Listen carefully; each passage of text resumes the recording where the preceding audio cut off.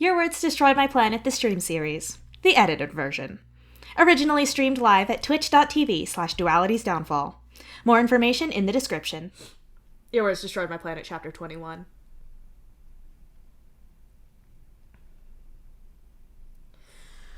What's a newly single guy currently exploring an alien world to do with himself? Mostly feel miserable as fuck, work yourself so you're always too busy to think about how you're now single, and then try not to cry at night. It is not glamorous. You're starting to get your feet back under you, though. You've had a few nights where you and Solix have been in your shared room alone before bed and you've watched something together. The two of you stretched out on his bed watching movies on your tablet in the dark. You've been tempted to stay there after the movie is done sometimes, but you don't, because that'd be weird. Over the next week, you throw yourself into work, helping people move things, keeping the mining operation running at max capacity, setting up the space elevator. You haul broken things to Solix for repair, and whenever you bring him something that needs fixing, you bribe him with coffee, too. He always seems happy to see you. For his part, Jake is just sad for you. He loves his little sister, obviously, and you're still family to him both emotionally and legally. You'd think he'd hoped that you and Jade would be a forever thing, just so he can keep you both close like that. It's not like there's sides to take in this whole thing. No one did anything wrong. Jake is just sad for you both and makes a point to reassure you that he's there no matter what. Bro mostly leaves you alone. There's only so much mileage he can get out of whether or not your lack of sexual attraction to Jade broke your relationship. It's a little hard for him to rub salt in the wound when you're already there hating yourself for it before he gets a word in. You're so pissed at yourself. It'd be one thing if you were asexual like Jade had suggested you might be, but that's not it. It's so stupid. Do you trust Jade? Oh, absolutely. Do you love her? Completely. Is Jade attractive? She's movie star gorgeous. Anyone can see that. Okay, but can you personally pick out things about her that you find attractive? Yeah. You love the feel of her hair, the way she smells, the sound of her laugh, and her smile. Cool. Do you like the idea of actually having sex with someone? Sure. You have enough vague dreams about it. Great. So, sex with Jade? Pass. You're so fucking frustrated with yourself. You feel like smashing your head into a wall until your skull turns to mush. You have all the pieces there. Why isn't it working? You could have gone through with it, probably, but you can't deny that you were relieved when Jade made it clear that she wasn't in favor of that if you weren't also really enthusiastic about it. Maybe she's right. Maybe you aren't into it. If the ceiling caves in because you're staring at it too hard, I'm not fixing it. Solix comments from his husktop. You got distracted, waiting for him to fix something. That's what led to this whole stupid thought process. You watch as he wheels himself away from his desk and picks up his tablet that he's got attached to the broken mining tech you brought him and scowls at it. Idly, you consider the same thing. Do you trust Solix? Absolutely. He's made it pretty clear that he trusts you too, and he's been looking out for you through this whole mess. Of course you trust him. Do you love him? Well, yeah. Like, you love your friends. He's one of your closest friends now, like Karkat. Admittedly, you don't see as much of Karkat as you wish you could, because he's often busy, and you know Gamzee needs him. Not that it always helps that much, but yeah. You love him in a totally platonic way that it's possible for guys to do, unlike Bro, who seems to feel that all love has to be romantic because he's a deeply fucked up person. It's not like the love you have for your siblings or your dad, but it's like you falter there and frown. You're about to compare him to Aradia, and it feels weird. Not because they're exes, but it's different. You love Aradia, sure. She's an old friend, and she knows you very personally. You don't always like her because sometimes she can frustrate you or your different alignments mean you clash, but you do love her in a very platonic sense. But what you feel for Solix seems different. Huh. Thinking about it, though, you have similar feelings for Karkat, like a deep affection that's always been there. Maybe it's different with guys and girls or something? Anyway, where were you? Oh, right. So, is Solix attractive? Solix's hair is sticking up in different directions, and he's chewing on the end of his tablet pen as he taps away at his screen in the base's standard gray hoodie and sweatpants. Not the most fashionable outfit, but he's still pretty. It's like Jade could make wearing a trash bag look good. When you're that gorgeous, you can make anything work. So, yeah, he is. You've also seen him wearing better things of his own that do him way more favors than this, but even in this, there's still a sharpness to his features that's obviously attractive. So, he's ticked all the boxes that Jade did, in theory. Could you then imagine having sex with Solix? The idea makes your mind skitter slightly. You try to avoid thinking things like this because bro gets in your dreams and you don't want to give him ammo. Not that he can read your mind unless you're actively dreaming, and even then he can't so much read your mind as he can interface with it. Your thoughts are your own. It just happens that bro has practice at guessing them. Even so, the feeling like you might be caught is probably what has your heart racing as you try to mentally play the idea out. You bail out of that thought before it goes too far, but yeah, you probably could sleep with him. Dave? Solix's voice makes you jump, and you're sure your face is scarlet. You really hope your stupid thoughts weren't playing out on your expression or anything. You say dumbly. Well, shit, I thought I was just rebooting this, but I guess I somehow rebooted your Think Sponge instead, huh? Solix teases you, his smile showing off sharp teeth. Trolls are... well, it's not. You mean... try again. Some humans aren't into trolls, but you've never really got that. You fully grew up around them. Even if they weren't so common on your first ship, there's so much more the majority on the Atuan. Even so, they were in movies and TV shows when you were younger. They're just other people. Some people in each species don't date the other because of romance conflicts or whatever. Some people can't do quadrants, and some people can't share people, so it gets complicated. You get that. Like, if it doesn't work on a practical level, then sure, be with who you want. But you've never got people who say they're not attracted to any trolls. They're so diverse, it seems that the only reason that none of them could ping you as attractive would be xenophobia. You don't have that problem. You have dreams and, fantasies or whatever, and even if it's all kind of non-specific for you, it's not like you've never thought about claws or the kind of sharp teeth some trolls have. You don't have any problem with that. Dave!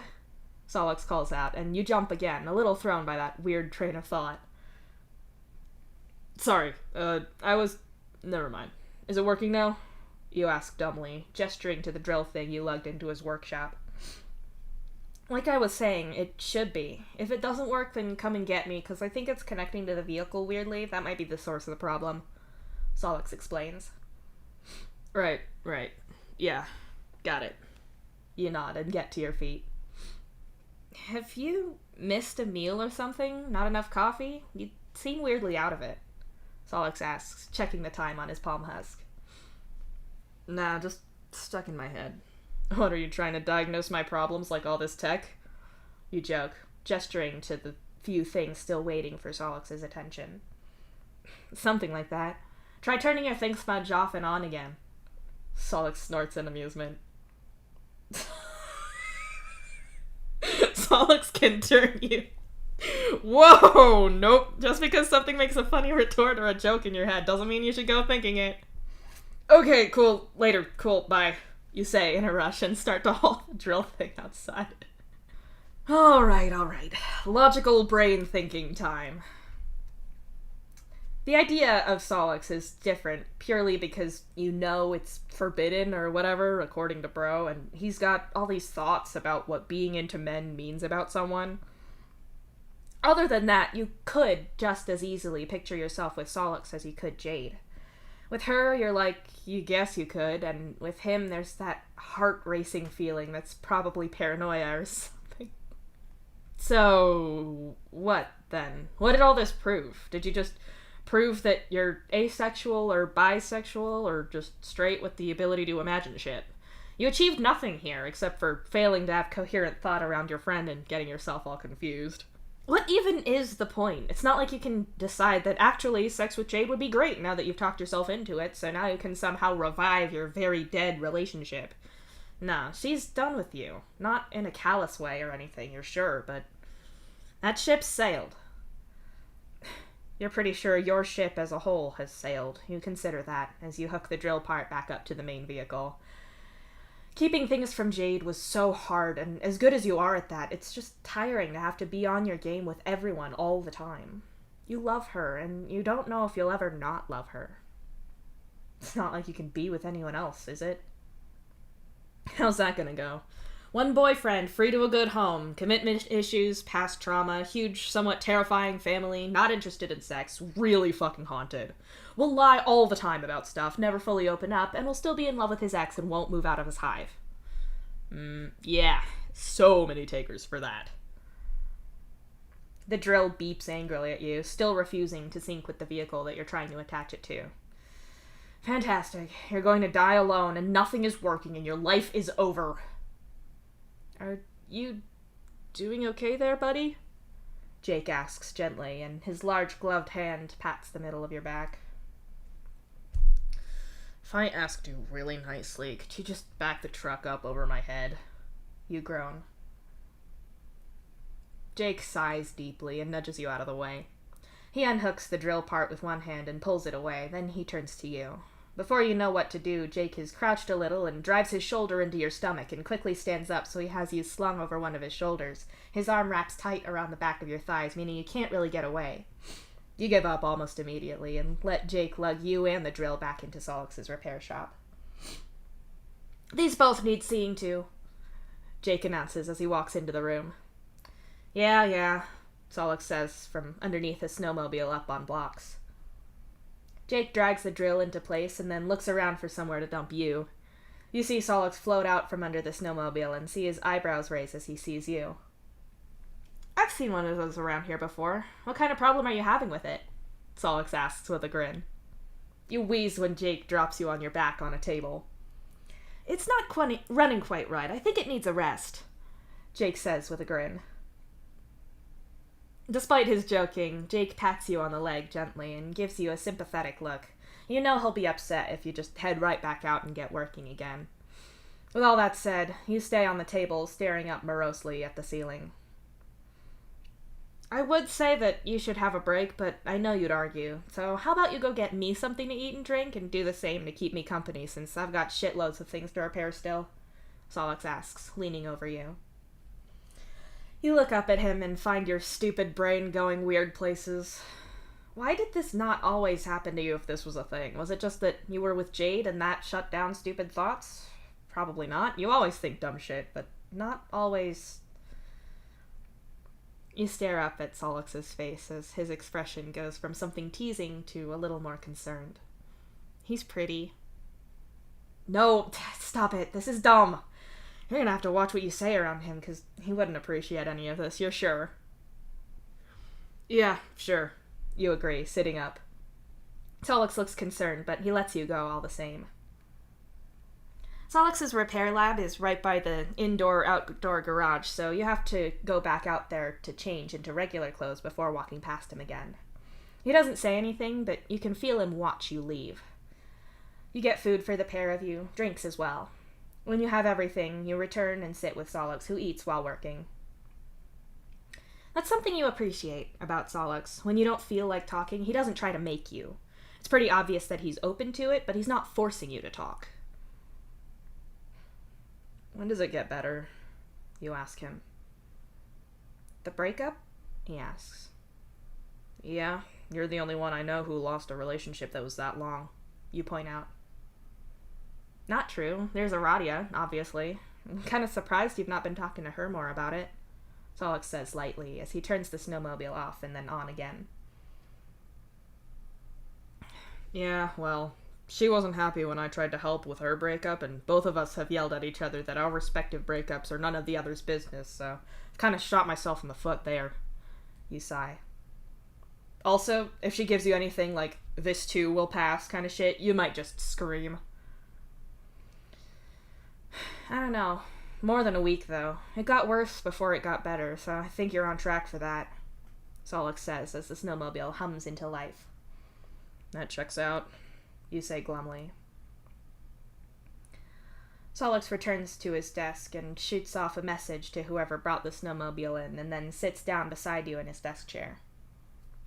Have you talked to her at all? Solix asks. Jade?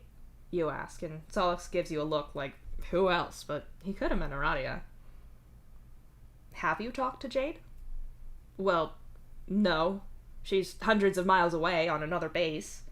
You've opened 1,000,000 messages to her, but never sent any. I don't want to make it worse for her, you mumble. That's very noble of you and all. I didn't message Aradia because it hurt too much, but that's just me. If you've got other ideas or things you want to ask her, then maybe you should. I don't know how it is from your side, Solix says. If you can come up with any version of "but why don't you love me anymore" that doesn't come off like I'm either guilt-tripping her or I'm just plain pathetic, then let me know, you say bitterly. I'm not sure I could have given Aradia any better answer than clearly we've grown apart, so I can see that. Solix nods.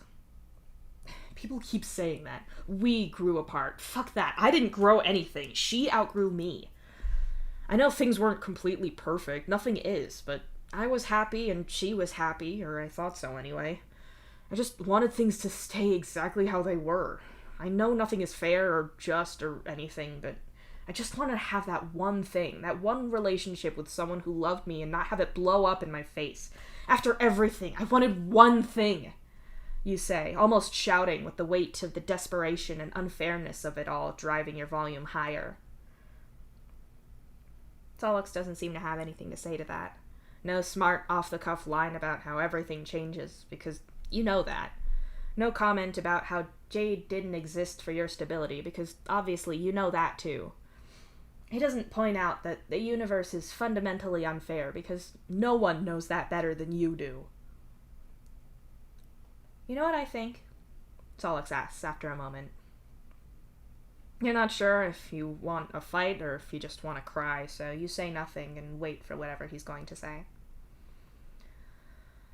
You said that Jade said she didn't want to give you an ultimatum or to say you have to do this so we can be together. That it wasn't something you'd do to someone you love, and I get that. And I know you said you'd have done anything, but... Solix pauses, like he's trying to word this right. I don't think you'd go back to her if she offered. I don't think you'd go back to a relationship with her if you knew it wasn't what she really wanted. I know you wanted something stable, which I definitely see, but I don't know. It's how it was with me in AA. Once I'd seen that things were over, I couldn't switch back to seeing how I had before. It's not like those magic eye pictures where you can flick between ways of seeing it. If you know this isn't what she wants, then I don't think it's what you want anymore, right? Solix asks. You hadn't anticipated him saying that. You want to yell that he's wrong, that there isn't anything wrong with your relationship with Jade, and not all breakups are like his, but you'd never make Jade unhappy knowingly. You wouldn't take your peace at having someone who loves you who isn't bound to by them being family at her expense.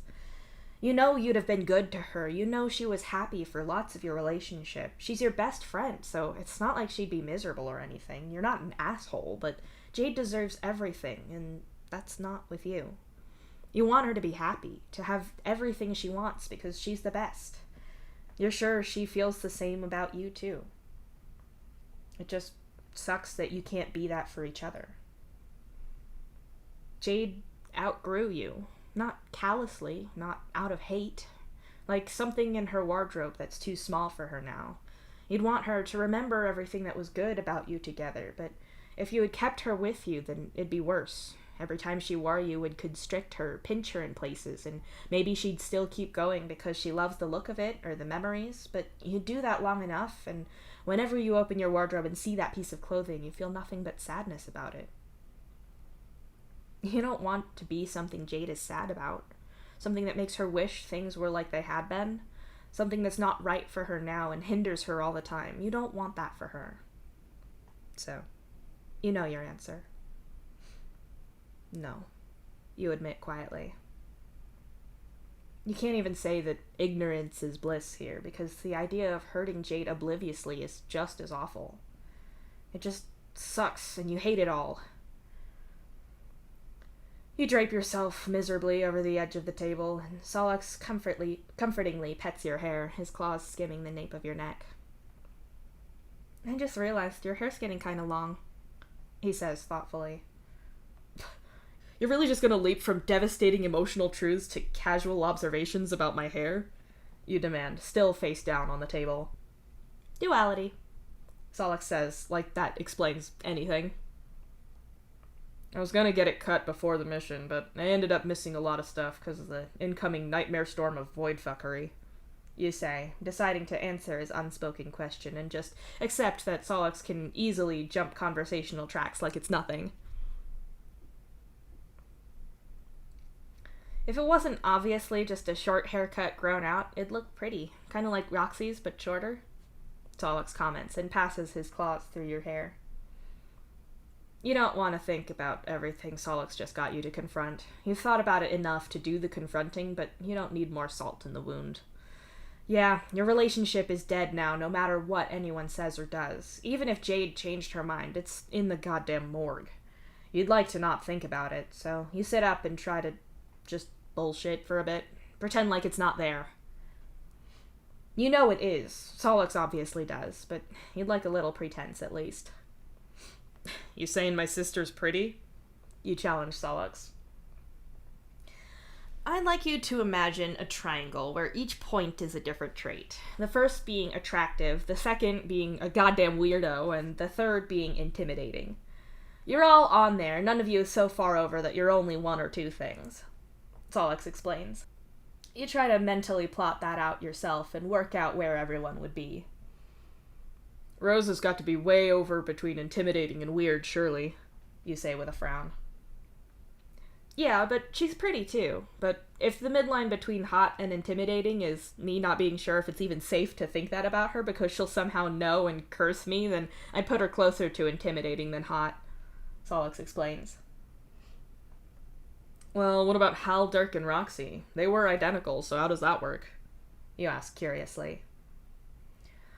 Roxy is somewhat intimidating, but not that much. She and June fit that low level of intimidation where I'm aware of pranks, but not exactly intimidated, compared to Dirk and Rose, who have the kind of terrifying, unblinking stare that could peel paint off of a wall. Solix explains. Not Hal, though? You ask curiously. I watched him once nearly drink liquid coolant instead of his Sprite.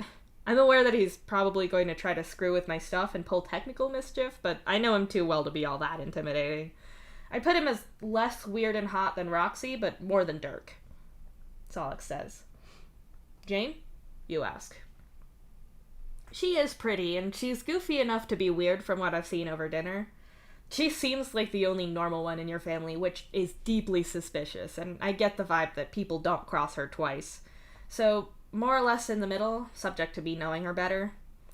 June is kind of even-ish to her, but way more into the weird corner. She'd be intimidating if I hadn't seen her dump blue Kool-Aid powder into milk as a kid and then laugh so it all came out of her nose. He answers. What about me, then? You ask. Spooky ghost shit is, in theory, intimidating. You personally are not. You get minor credit for that, but you personally aren't intimidating to me at all. You're too nice to be scary. You are really goddamn weird, though. Like, I cannot stress enough how not normal all of your interests are. You're simultaneously a really good artist, and you produce absolute nonsense for fun. You pull out a violin and say, oh yeah, you can play this, and bust out retro video game music. You're weird, Dave. Really weird. Solix tells you. It's like those logic puzzles as a kid. You've got 3 variables and have incomplete information for everyone. You're going to guess that June is pretty solidly in the not scary, not hot, very weird section of the triangle on account of the milk out of the nose thing, and based on how weird he classed you as, then you're probably right up there with her, huh? I feel like if you really wanted to start an argument with my family, that'd go on for hours. You could just bring this up to them and watch them argue about where they all should be. Hours of chaos there. You say thoughtfully. I think that's the kind of theoretical question I'd want to drop and leave so I didn't get caught in the chaos. Solix says. If you're gonna cause that kind of chaos, at least stay and watch it. You counter. Solix doesn't seem entirely swayed by your point and instead bites into the bread provided with his meal. You have that in quotes because, in your opinion, bread shouldn't be that dense. You shouldn't eat it and be unsure if you picked up a cork-backed coaster by mistake. Hey, do me a favor? Solix asks, looking at his screen instead of you. What? You ask. Don't do this, okay? Working so hard just because you don't want to think. I know there's a lot to be done around here, but don't hurt yourself. Tired people make mistakes, and you don't need any more cybernetic body parts. Plus, if I return you to your family all damaged, they will kill me. That, and I like you, or something. Gross. Solix fakes a grimace at the idea. Ew, gross. You laugh weakly. I know, right? Also, Aradia was looking for you earlier. She wanted to talk. I'm guessing she probably wanted to set up another balance thing. He tells you. You don't especially want to go find Aradia because, as far as she's concerned, all of the awful things happening right now will eventually not be happening, so that's alright then. Or something like that. Obviously she's right, because the progression of time is a thing, but present Dave and Solix are in pretty shitty situations, and conjecture about your future state isn't helpful at all right now. You've always wondered how that comforts people like her. Future people, you mean. As far as you're concerned, you'll deal with the future when you get there, and you'll do what you can to plan for it by dealing with the present moment, but the only thing you know for sure about is the past and the present. Solix's point that now that you know what you do, you couldn't unbreak your relationship was actually helpful. It gives you information for now. It's information you hate, but it's information. His point is that you're already screwed, so you just have to look after yourself now and keep dealing with things as they happen, and that's all you can do. Eventually, it won't be so hard. You can comprehend that, even if you don't like it.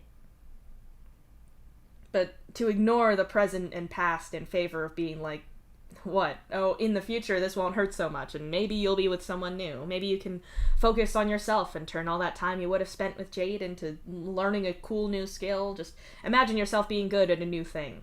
Yeah, okay. Maybe those things might happen, but you may as well ignore your present heartache by saying, oh boy, maybe when I turn 40 I can fill a jacuzzi with jello powder just to see what happens, and then win an arm wrestling match against the best arm wrestler on another ship and be crowned the king of sports. Theoretically, that could happen, but sitting around thinking about that is the actions of a goddamn crazy person. Blah. What'd Rose say about all of this, assuming you could tell her the details? Probably something similar to the advice she's given you before, that different people think differently, and just because someone's way of thinking doesn't mesh with yours perfectly doesn't mean they're wrong. Goodness knows you had clashes like that reasonably often when you were younger, like when you were new to Cardcat and his habit of living his life with everything turned up to 11, especially emotions and volume, and you found it hard understanding people. You eyeball Solix with vague suspicion. You're a future person, you start. Allegedly, Solix counters. You're ignoring that. Do you understand Aradia's whole it'll be better later, the present and the past is meaningless thing? You ask. I do, sort of, Solix says with a frown. You gesture for him to go on and catch up eating your food. This time it's curry, and it's the first time you've noticed in the entire time you've been eating it, which probably isn't a good sign for you in terms of how you're doing. In my experience, Aradia is, I guess, cheerfully morbid would be a way of phrasing it. She doesn't tend to worry a lot unless it's something happening right now, and even then, whenever people pissed her off badly, she'd let it go really quickly because holding on to it was a waste of her energy. She always told me that everything ends. Any of my mood swings, injuries, illnesses, a run of bad luck, it always ends. Even relationships all end in either failure or death. Solix explains. Wow, that's real goddamn bleak. You choke. Not really. She told me that trying to hold on to things brought more pain, and I kinda get that. Our breakup hurt because we were holding on to something that was gone, and it not being there was painful, but if we stopped holding on to nothing so hard, it wouldn't have hurt, in theory, I guess. She said that it was easier to focus on how to make the future better when you accepted that everything was fleeting. If you didn't spend all your time trying to cling to stuff, then you had more time to deal with what was coming and make it better. I don't know. I get it when it comes to grief. Sitting there crying about Matuna being gone forever wouldn't help anything, and it just hurt me. Being able to let losing him go meant I could remember all the good things and live my life. It also meant that I could come on this trip and find out what's actually happened to him, which is kind of a mixed thing. I get her idea in theory, but I can't always follow it. Sometimes it was comforting, and sometimes it was irritating. Solix shrugs. I'm sure some of that is healthy acceptance, but it just sounds like pretending your problems aren't there and hoping they go away. You grumble. Oh, I'm sure you can do that. I'm sure she has. I'm also pretty sure having a terrible day and loudly being like, "It's okay, one day I'll be dead," is more concerning than zen. Solix snorts. Exactly, you nod. You push your food around your tray a little more and give up. You're about done anyway, and you should really go find Aradia. She's still your friend, and you still need to work with her to balance. You sigh deeply, possibly dramatically, and get to your feet. Let me know when you're gonna do your thing so I know it's coming, or maybe so I can go get Marcy and get her to watch. It was fine last time, right? It should be fine now, Solix says, though he doesn't sound certain.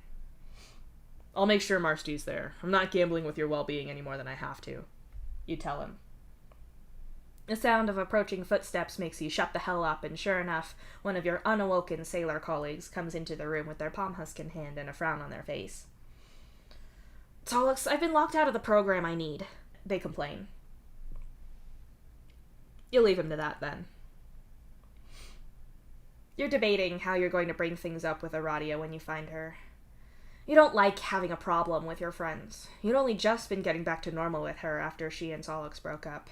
At first, she'd been off with you because you were pointing out how she wasn't handling it well and wouldn't admit it.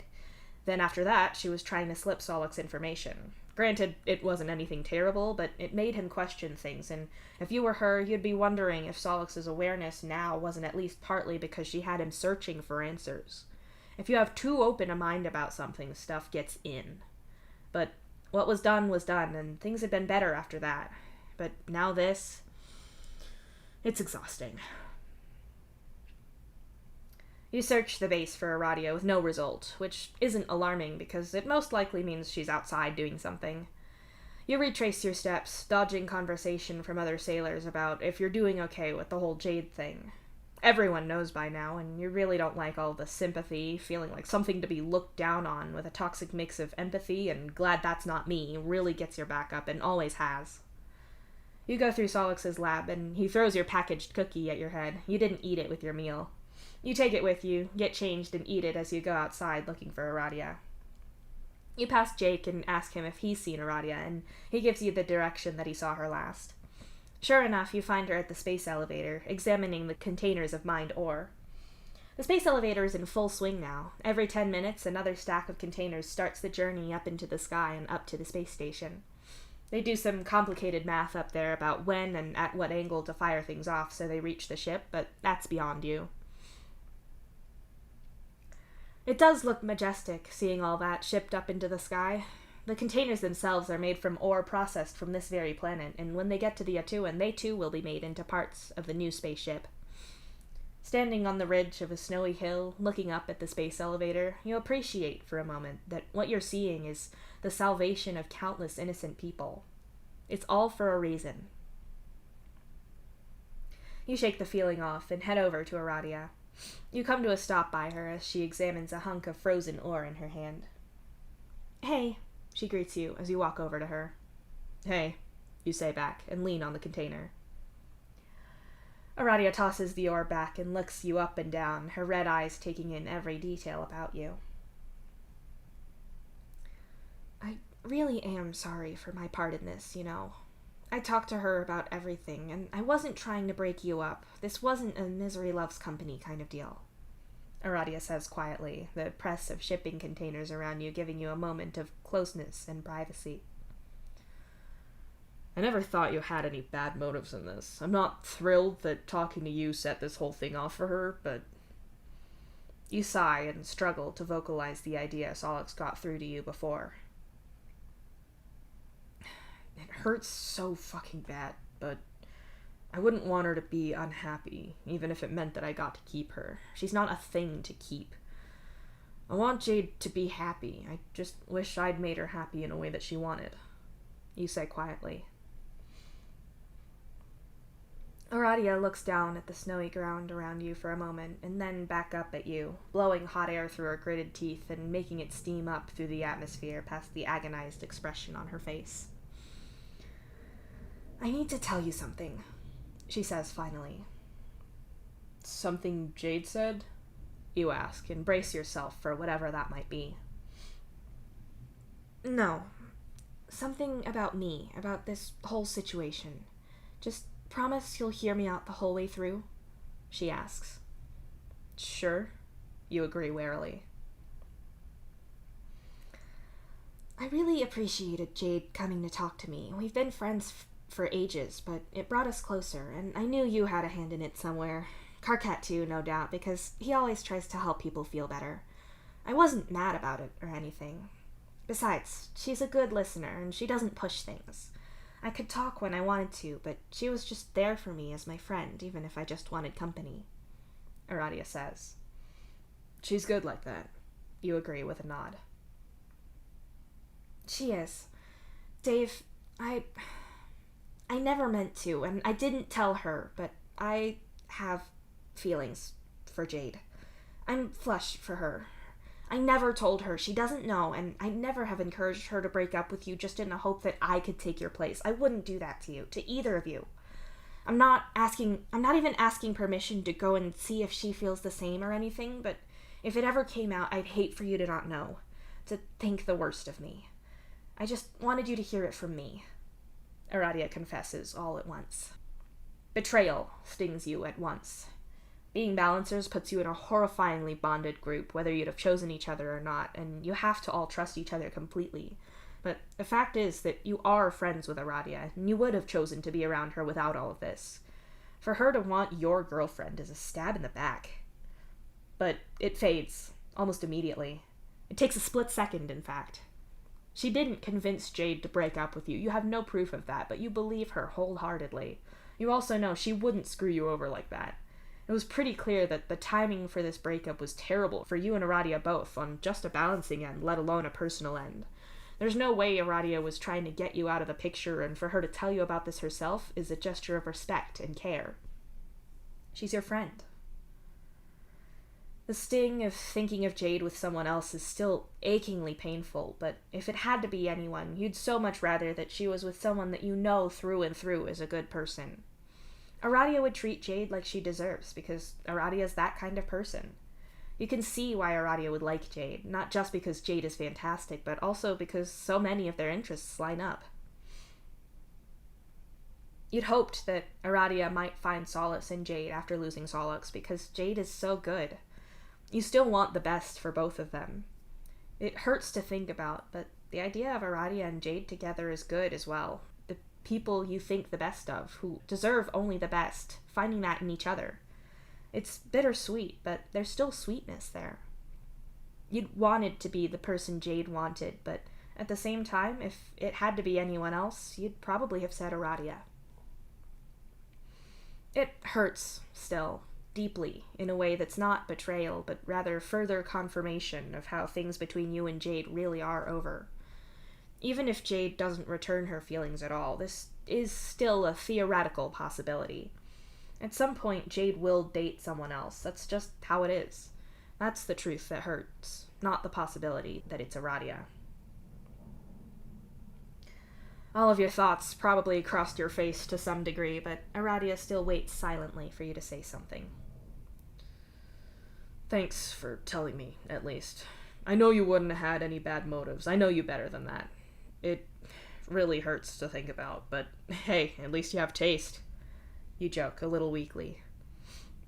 Aradia sags in relief and nods.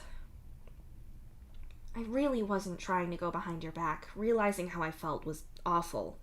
It felt like such a betrayal. I didn't want you to think... She tries.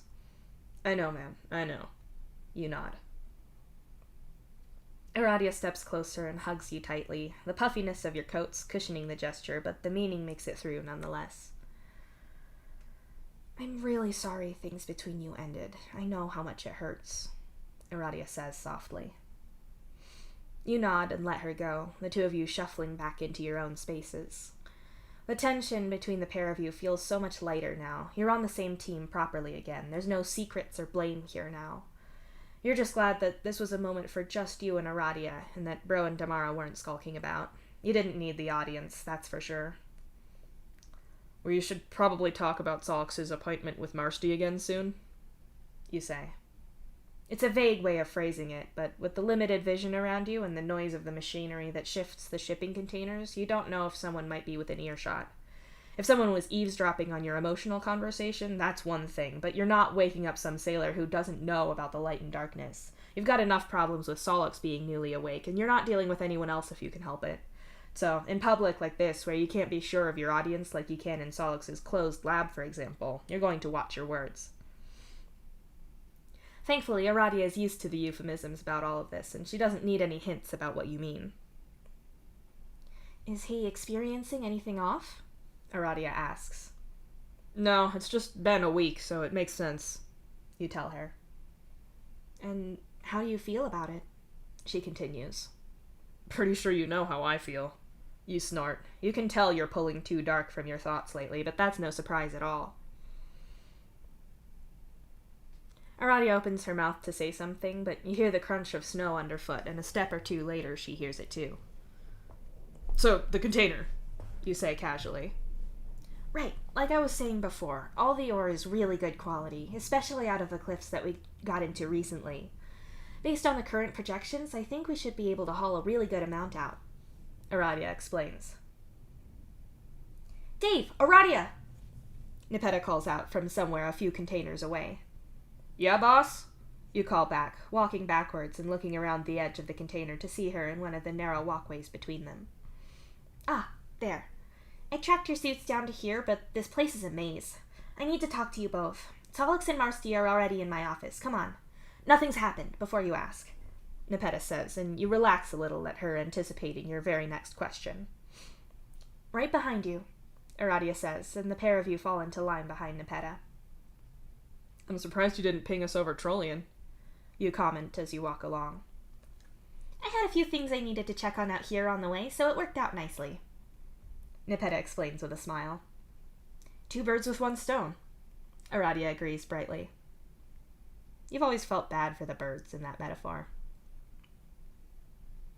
All the same, you follow Nepeta back to the base. It's not that long of a walk at all. The 3 of you change quickly and head up to her office, where you find Solix in her seat, frowning and clicking away with the mouse. Oh, was Solix doing desktop support another bird you got with this stone? You ask. Well, since he was waiting. Nepeta laughs and shuts the door behind you. I fixed it, by the way, Solix says, leaning back in the seat. I had every faith in you. Nepeta smiles. You get to see the moment that Solix remembers that Nepeta is his boss right now, and that he should get out of her seat, and then hastily does so, and makes his way around your side of the desk. Nepeta sits in the vacated seat and looks at you all. So, I wanted to ask first how you're doing, Solix. No more unusual symptoms, speech problems or anything? Visions of Mituna? Nepeta asks. Nothing. It's really only when they balance, Solix tells her. Good. Well, I think maybe you two should do that now. I'm going to need Dave to be away for a while, so better you two get things evened out before, Nepeta says. Where are we going? Solix asks. No we in this, unfortunately. Production levels in the mine are at an all-time high with you and Kupram at your stations, and every bit of material we get back to the Atuan is more Carapacian lives saved. Unless there's a dire need for you to leave the base, I don't want you doing that. I especially don't want you going as far away as I need Dave to go, Nepeta says regretfully. Back to the shuttle? You guess. Exactly. With the communications fully repaired thanks to Solix and Kupram, you should be able to do what you need to with Solix's guidance without us having to lose him from the base at all.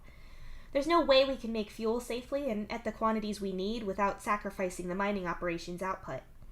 The team back on the Atuan have made the decision that we're going into 1 shuttle. We need all the seats and survival tech out of Shuttle 2.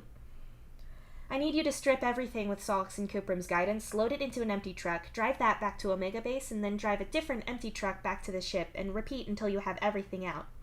Then when you get back here, we'll strip out everything we've been told to from Shuttle 1 and fit things in. Nepeta explains. There's so many risks to that. The shuttles are made to be adjustable to an extent, especially so a piece like a seat can be changed out for a new one. But having a shuttle carry double its capacity is a big ask. It changes the weight of the shuttle, the balance of it all, and puts a whole different strain on the life support. Not to mention, it's putting all of your eggs in one basket, or, in this case, all of your highly skilled sailors into one explosively powered shuttle.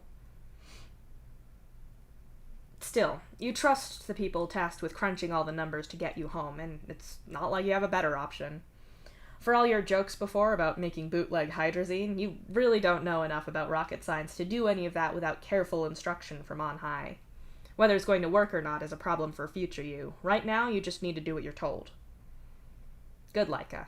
Bark, bark. Roll over. Fetch. Sure thing, boss. I'm guessing you want me talking to Solix so I don't dropkick the water reclaimer or something? You joke, a smile on your face. That hadn't been a concern, but now... Nepeta snickers. Wait, so we're all traveling back on Shuttle 1? Solix asks in confusion. We'll go up and dock with the space shuttle and then pull it to the Atuan. If we strip enough out of Shuttle 1 and set that up in shipping containers, we should save enough weight and space to be able to do it. I'm sure there's calculations that'll have to be adjusted, but it's doable. Aradia answers him. As a suggestion, if we're ahead of schedule closer to the end, can I suggest that we separate the sections of Shuttle 2 and take the nose end with all the tech in it and haul that up here onto the space elevator? There's tech in there that we'd do well to keep.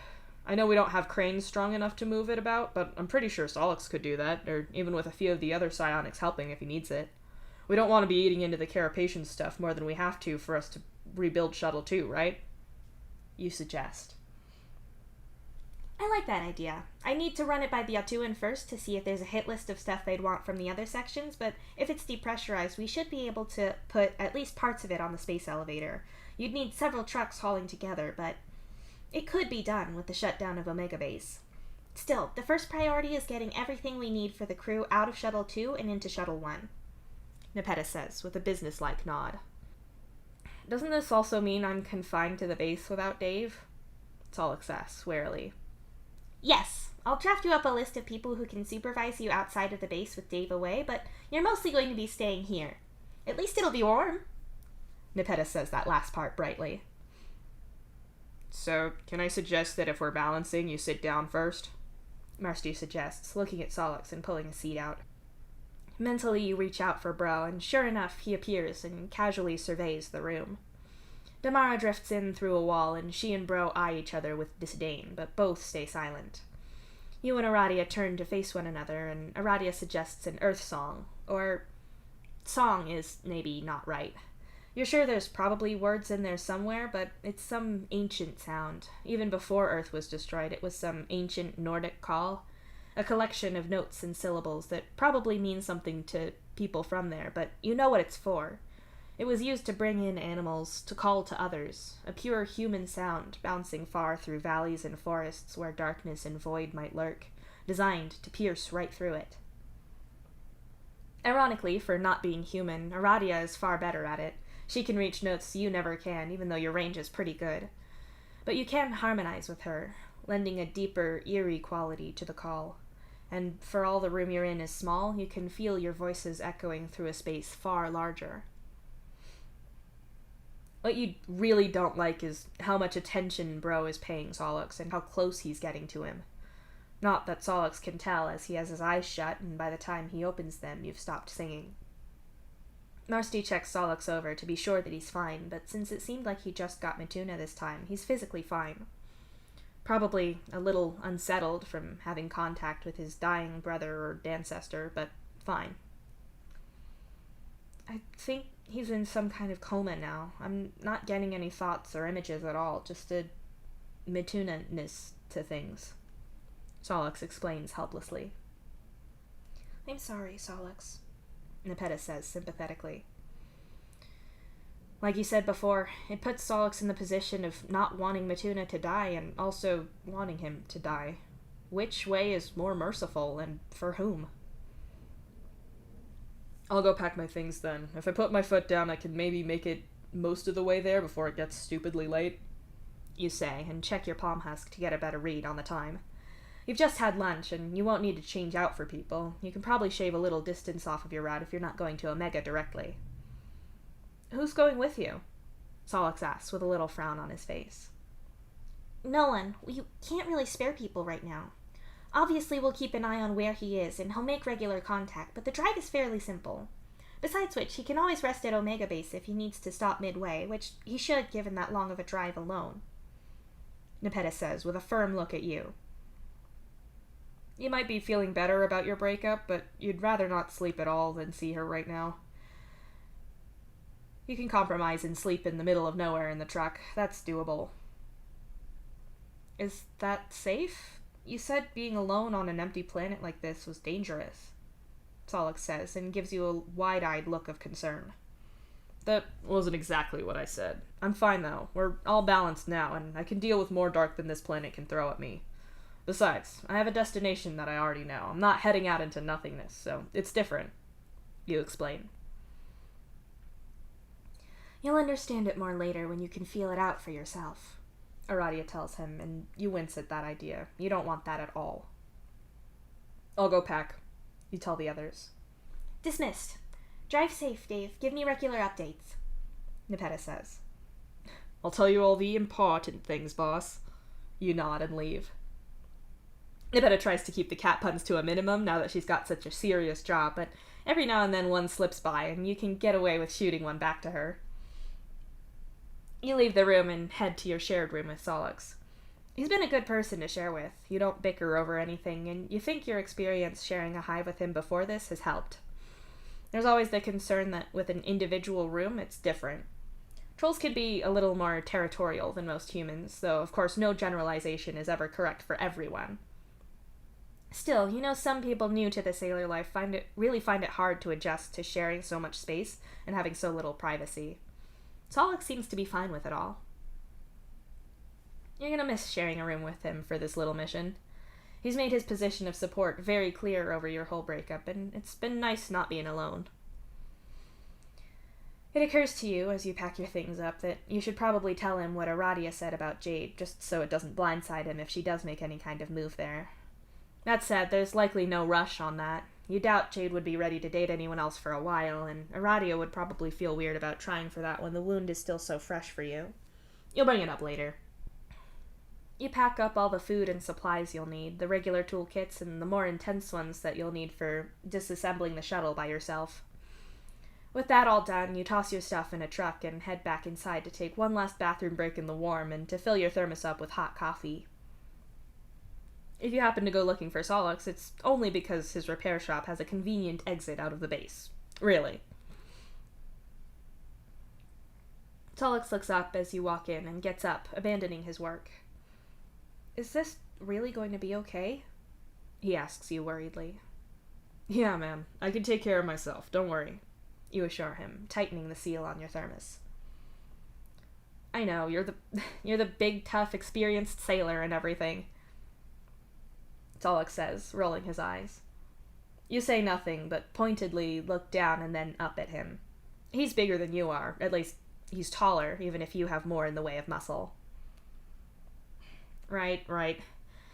Nepeta said about me guiding you through the whole process, and I'm gonna read up on everything about it and talk to Kupram, but she didn't say how you'd be filming anything. I'm not sure your palm husk is gonna be great for the job, especially if you're doing something that requires 2 hands, Solix says.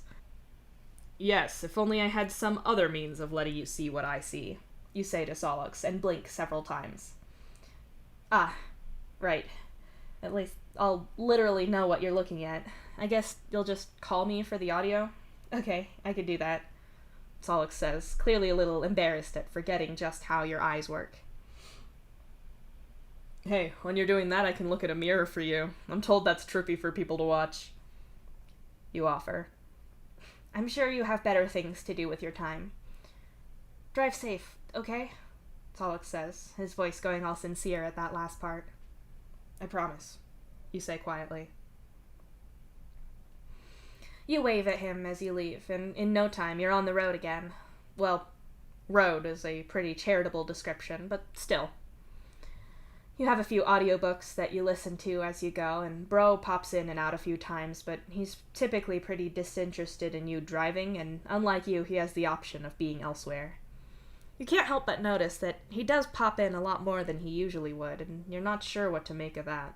But you didn't get where you are today by giving Bro's motivations any consideration. You stop for dinner and decide to troll a few people as you eat. Just checking in to say that I'm on schedule for my planned ETA. Nothing interesting to report. Not a lot of need to follow that one up. Nepeta can get to it when she gets to it. You're really just checking in because you're supposed to, not because there's anything worthy of a report.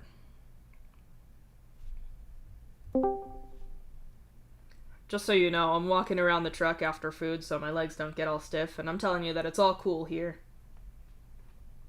Is that because it's literally below zero outside? And because I'm here, because I'm so cool. Sure. It sucks that you have to go alone. It seems dangerous. It's fine. Besides, I get to break a whole shuttle.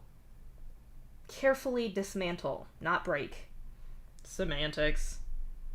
I'm not being held liable for this. Boo! Drive safe, Dave. Commit less property damage when you get there. But not no property damage, eh? For legal reasons, that was a joke. Bye, Dave.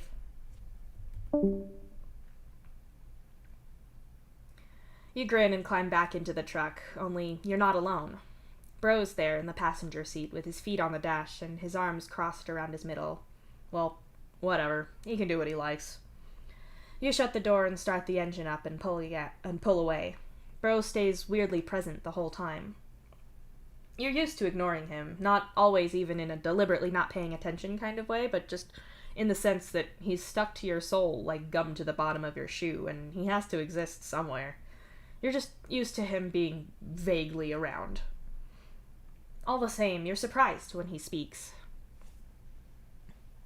You know who he sees follows which one of you is leading, Bro says out of nowhere. He also says it without any context or names, so it takes you a moment to work out that he is Solix. He means that whether Solix experiences Matuna or psionic, because you're all pretty sure it's him now, varies depending on whether you or Aradia is pulling harder. You've been trying to let her lead so you can follow her rather than be out of whack and have her scrambling to catch up. And, you say in response. He could hear Damara after seeing Matuna, when Aradia was leading, but after it dropped off. Bro adds. He's not a balancer, you say in response, refusing to add the yet to that. Right, but he got light from her, Bro says. You frown at the darkening ice ahead of you as the sun sets. You're not sure what Bro is getting at exactly. Yeah? Aradia leading changed things for him. What are you trying to say? You ask. I was thinking about the other ghost, his ancestor.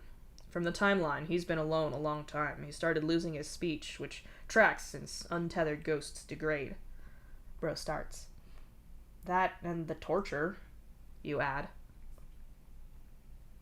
It affects Solix's speech after because he actively followed through Matuna to get to him. It was like he was possessed, almost haunted, Bro says. And me and Aradia can't talk to him because the connection is only open when we're balancing, and you can't talk to him because he seems to be only semi-verbal. Okay, so that's a problem for you wanting to talk to him. Leaving aside how you wanting to talk to anyone is weird, I don't see how this is a problem. When Matuna dies, the connection with Sai will as well. Ghosts can't haunt ghosts. Either Matuna will haunt Solix or not, but Sai's a non-entity in all of this. You tell him. That sounds callous to the psionic, who as far as you know was a good guy who really didn't deserve what happened to him. But the fact is that he's dead and soon he'll be unconnected enough from Matuna that he can move on. Hopefully he can go to wherever spirits go or just stop existing at all and be at peace. All of that is firmly not your problem, even if you could do anything about any of it, which you can't, so why does Bro care? Matuna's light-based and his ghost isn't, Bro says sharply. You open your mouth as an idea hits you, and you pause, mouth still slightly open. You want to know how someone grafted a dark soul onto a light one. You either think they're following Mom's science, or it is Mom. You want to try to talk to Psionic to find that out. This is about Mom, you say coldly. No one else understands this like the two of us do. I'm not out here doing any more research, but she is, Bro insists. I'm not talking about Mom with you, you say firmly, and ignore him hard enough that Bro can't communicate anything at all with you. After half an hour of firmly ignoring him, he gives up and leaves, probably to go terrify some wildlife or something. The thing is, he's probably right. That kind of fuckery is likely either one of Mom's former coworkers, or it's actually your mom going around torturing other kids for a change of pace. You're sympathetic for Matuna there. You literally know what it's like being your mom's science project, and you feel bad for him if he's dealing with that. There's nothing you can do about it, and even if you could manage to communicate with Psionic enough to get any kind of confirmation about that, you wouldn't know what to do. You wouldn't be able to do anything. You can't even go looking for Matuna now. The ship needs to stay ahead of the void, and it's a big goddamn universe. Even if you had some way of tracking them down, you can't change the ship's course to look for one innocent guy who's almost certainly going to die soon anyway. It's a callous kind of math, but it's exactly what the captain has to deal with. Say it is your mom. So what? She is all the way over wherever the fuck she is. If she was near you, that'd be another thing entirely, but she's not. Besides, you know what Bro's really looking for, even if he won't say so. He wants confirmation that it was all an accident, that Mom never meant to put him in mortal danger so his soul stuck to yours, that she didn't lie to him about the rescue that was supposed to save him from his execution. It's just pathetic that he still believes any of that. You were a gullible child. You believed your biology that programmed you to assume your parents loved you and would protect you, and even you know that your mom hurt you and exploited you for her own ends. Bro can see that she did that to you and still somehow assume that he was different, that she'd never betray him. On the one hand, it's the only thing he has left, but on the other hand, that's no one's fault but his own. Bro was a victim of Mom's manipulation, just as you were. She had him hanging on her every word, and it shattered his soul and got him killed. He probably deserves sympathy for that, for someone to understand that he was a victim too, and to see that in him. He might well deserve understanding and maybe even forgiveness. Yeah, he might, but he doesn't deserve it from you. He was her victim, just like you, but he was a monster that ruined your life, just like she did. You don't care about his deluded hope or his belief that he was doing the right thing for the greater good, or whatever he tells himself. You just don't care. You sit in silence for a while, adjusting the wheel every now and then around unsafe patches of ground in the dying light of the day. Darkness begins to close around you, but it's not a thing you're afraid of. In its own way, you like it. You know there are things in the dark as a concept, certainly, but in a way, it's a unifying thing. Everyone has been alone in the dark at some point, and in a way, it's a connection to every person that ever was.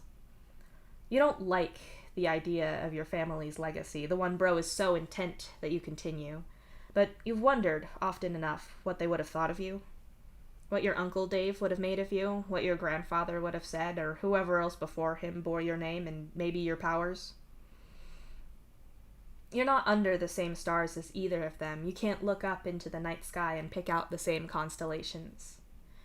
You have the same darkness, though, the same blackness between stars, and the same shadows that lurk at the edges of everything. It's comforting, in a way. So you sing. Not to balance as such, because you don't have a light counterpart here. You're not hiding people from the darkness, but instead you're just on your own, reaching out to it. You send your words out like sailors do when there's a funeral. You touch the darkness and the void beyond. In the silence of the truck's cab, your voice is slow and warm. Ah, for just one time, I would take the Northwest Passage to find the hand of Franklin reaching. There's been so many explorers over time, and although a lot of that has less favorable history, you can at least understand that little drive that exists in some people to find somewhere new and see it for themselves. You feel it too. You wonder if the other Dave Striders have as well. Westward from the Davis Strait is there 'twas said to lie. The song you're singing is old, in English, which you don't actually speak, and long before Earth was destroyed. You know what all the words mean, though, in the sense that you've translated it and read up on the history. The words of a dead man in a language you don't know, talking about explorers who died in one of the emptiest places your native planet really had, and yet the memory of them and the idea still exists now in the cab of a truck driving alone on an alien world. You like that. You sing through the chorus once more, and you know better than to listen too hard, but you could swear there are more voices than just yours joining you as you sing, but you don't mind. The dead could use your voice to keep them company now and then.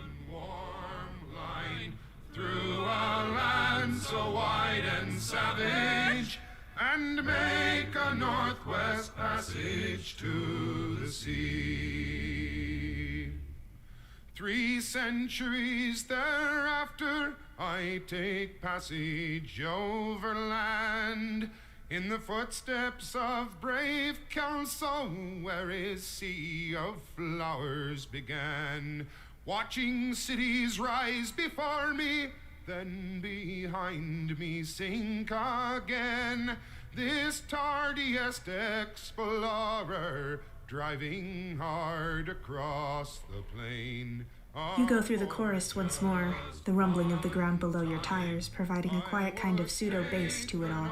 Northwest Passage, to find the hand of Franklin reaching for the Beaufort Sea, tracing one warm line through a land so wide and savage, and make a northwest passage to the sea. And through the night behind the wheel, the mileage clicking west, I think upon Mackenzie, David Thompson, and the rest, who cracked the mountain ramparts and did show a path for me to race the roaring Fraser to the sea. Solix's questions about all of this return to your mind as you idly sing the chorus once more. All his questions about why you have to be a sailor given that you never asked to be a balancer.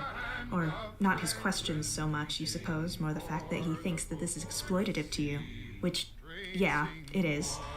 It's hard for you to imagine much else, though, and at least in moments like this when you can do things with your connection to the void that you like, moments when you get to explore an alien world. It's not all so bad. How then am I so different from the first men through this way? Like them, I left a settled life, I threw it all away, to seek a northwest passage at the call of many men, to find there but the road back home again. Ah, for just one time I would take the northwest passage, to find the hand of Franklin reaching for the Beaufort Sea, tracing one warm line through a land so wide and savage, and make a northwest passage to the sea.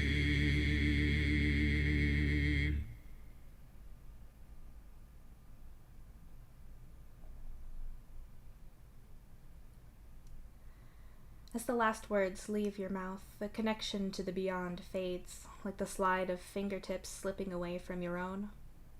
You take your foot off of the accelerator and feel the truck slowly glide to a halt. You breathe in deeply and then let the air leave your lungs. Yeah, you're tired, so you may as well call it a night here. You made good time. Hey boss, just dropping a geotagged message so you know where I'm camped for the night. Got it. Sleep tight. Will do. I'll send you another message when I'm on the way again, but I should be there before noon tomorrow at this heading, I think. Good work. Job done. You grab your bag and shove it over the bench seat back and then roll over the top of the seat back yourself. You wrangle your sleeping bag out and flail around with it enough to fluff it up before draping it over the front seat back, and then you pick your wash kit out and sit there brushing your teeth in the dim light of the cab. Not that you really need the light on, but it just feels right, you guess. You brush right-handed out of habit, and for lack of anything to do, your dominant hand picks up your palm husk and flicks at the screen. Your habitual social media that you'd scroll through when doing something dull like brushing your teeth is obviously disconnected, and so your thumb is drawn to the Trollean icon. Oh, Solix is still up. What are you still doing up? Working, duh. Oh, shit, I didn't see it was that late. I'm glad I asked then. Yeah, oops. I would say don't tell KK, but then again, it's not like it'd be news to him, and also I think he'll have forgotten by the time we get back. Dave will remember that. Oh shit, this was a Choices Matter video game after all. Oh no! I know, right? No one told us there'd be consequences to things. Personally, it's always been my downfall. You grin and nearly risk toothpaste running out of your mouth, so you pause to swallow it, which is gross, but you're not making the whole cab cold just so you can spit it outside. Well, I don't know about you, but I'm going to sleep. Where are you anyway? Omega Base? No, and for the sake of setting the record straight, I'm not avoiding that base or anyone in it, I'm just taking the direct route to the shuttle.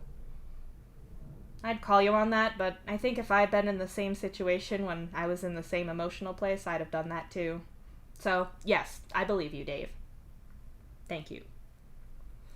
Well, I'm gonna put out an out of office on my screen and tell people that if they wake me up, something had better be on fire. Smart. I was just about to go to sleep too. In the truck? The back bench seat is pretty roomy when you're not sharing it with 3 people. I'll take your word for it. With that, you take the opportunity to unlace your boots and then wriggle out of your snowsuit so you can use it as a pillow, or part of it, at least. Since you're about to sleep, you turn off the light in the cab and lay down on the bench seat, the palm husk screen the only bright thing for hundreds of miles. Okay, I'm now in the sleeping bag. No psionics taking up all the space this time, huh? I think you're doing yourself a disservice as a sleeping partner. Like I said, I've shared with people way worse than you. Other people can be annoying, but you were chill. Not, like, cold, though, because I've shared with people colder than Olive before, and that screws with my body temperature. Yeah, I don't know how Karkat does it. Oh, you say that, but I legitimately wished I had Gamzee around when we were on a desert planet a while back. Except he would have hated it. That trip was like all humans and warm bloods. I'm pretty convinced that humans are freaks. We do extremes well, what can I say?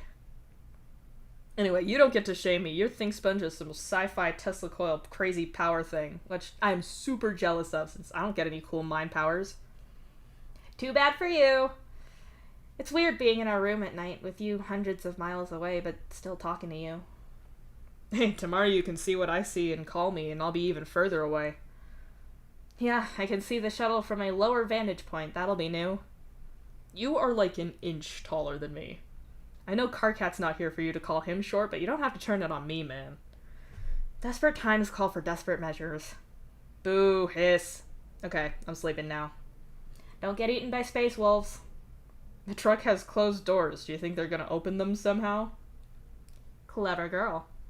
Okay, both out of respect for that very vintage Earth movie poll, and because you made me paranoid, I'm gonna go check that they're locked. June brought it one time, though. I think it was in English, so I picked the quote up. Okay, door is locked. Actually going to sleep now. Night. Night. You snuggle deeper into your sleeping bag, and it's only when your palm husk bumps your chin that you remember that you didn't put it back in your bag. Oh well, it doesn't matter. You yawn sleepily and shift about until you've got your head settled in a comfortable little groove in your folded clothes. You try not to focus on anything much as you fall asleep, instead just drifting off alone in the dark. You're a pretty lucid dreamer, as a rule. You have to be, when Bro could be using your dreams to interact with you.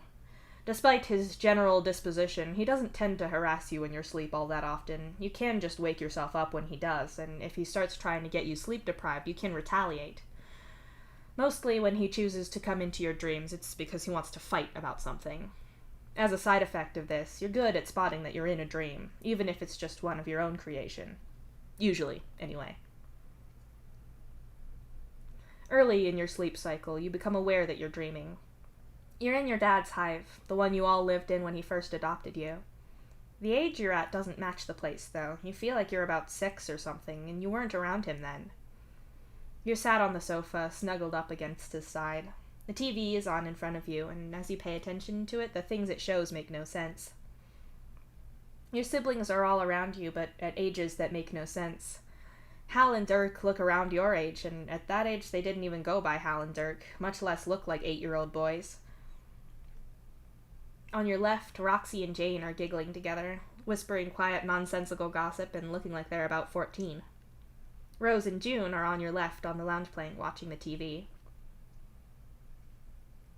You let your focus on the dream go. It's not something of Bro's doing, and if you keep paying attention to the inconsistencies, you'll just wake yourself up. Instead, you drift into the dream itself, into being a little kid tucked up against your dad's side on a sleepy movie night. At some point, Dad ruffles your hair and asks you and Rose to fetch something from the nutrition block. Rose gets up with you, and the two of you walk off. Dad's hive mutates into Mom and Bro's one as you get to the nutrition block that only they had. You're older now, teenagers, except old enough teenagers that, again, you were never in this place at this age.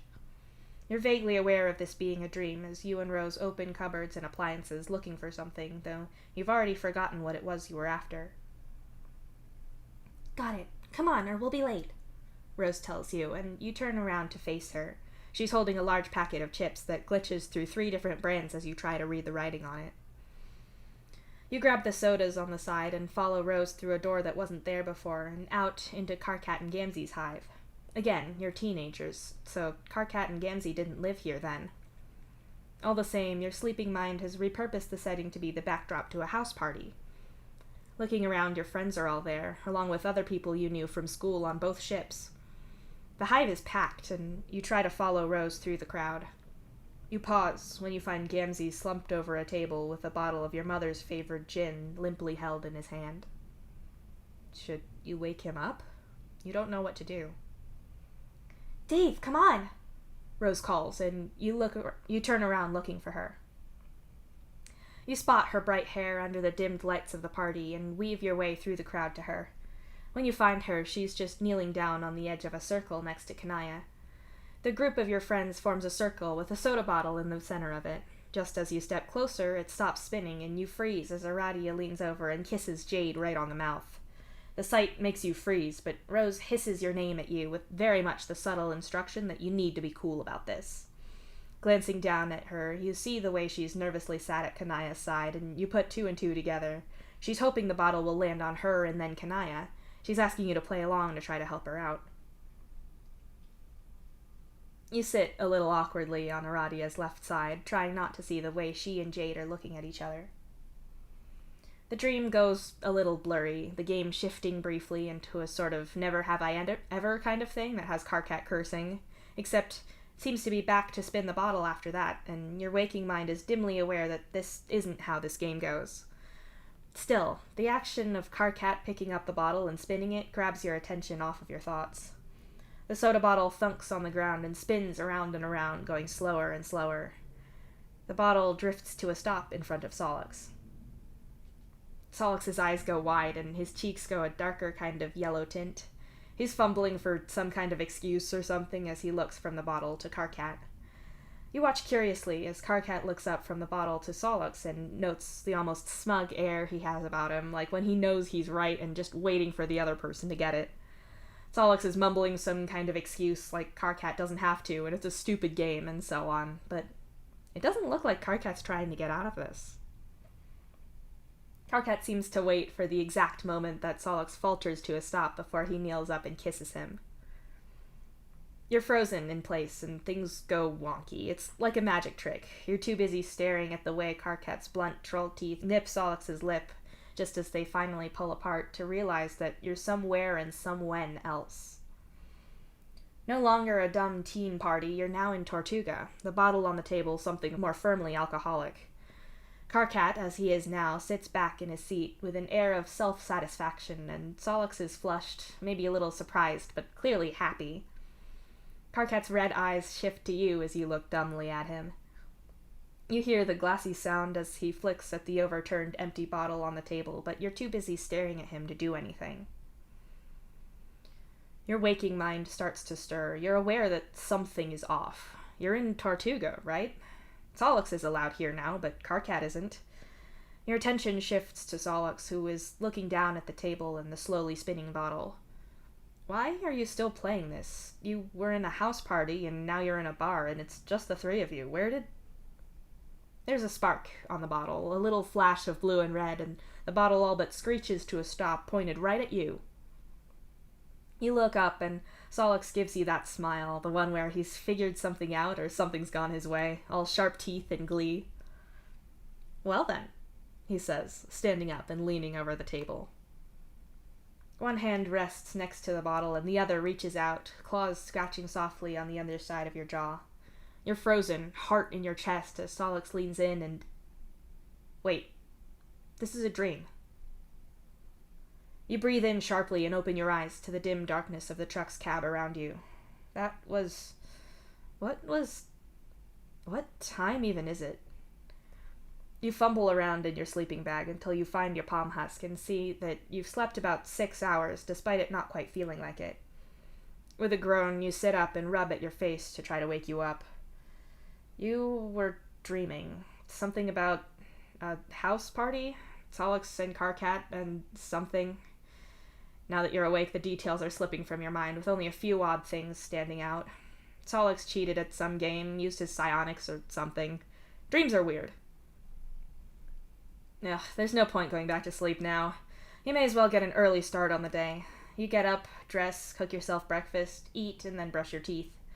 You go outside for a bathroom break and a quick check of the truck to be sure that it's all okay and nothing climbed on it in the night or anything. It's all fine.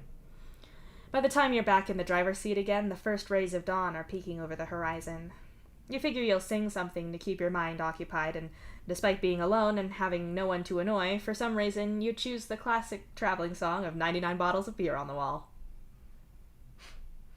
You arrive at the shuttle mid-morning, as you'd more or less anticipated you would, if a little early from waking up ahead of schedule. You shoot Nepeta a quick message to let her know that you're here and climb inside, taking a few trips to haul all of your tools in with you. Hey, you ready for Dave-a-Vision? Firstly, I just sat down with coffee, so you have excellent timing, and second, that is a terrifying way to phrase that. But yes, I am ready. Cool.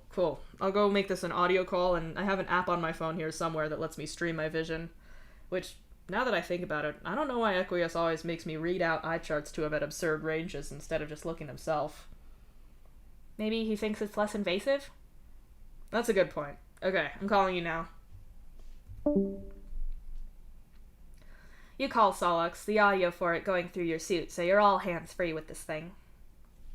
Pizza place, what can I get you? Solix answers right away. Ah, yes, the pizza place. That said, there's something for branding yourself so definitively. This is the pizza place. You laugh.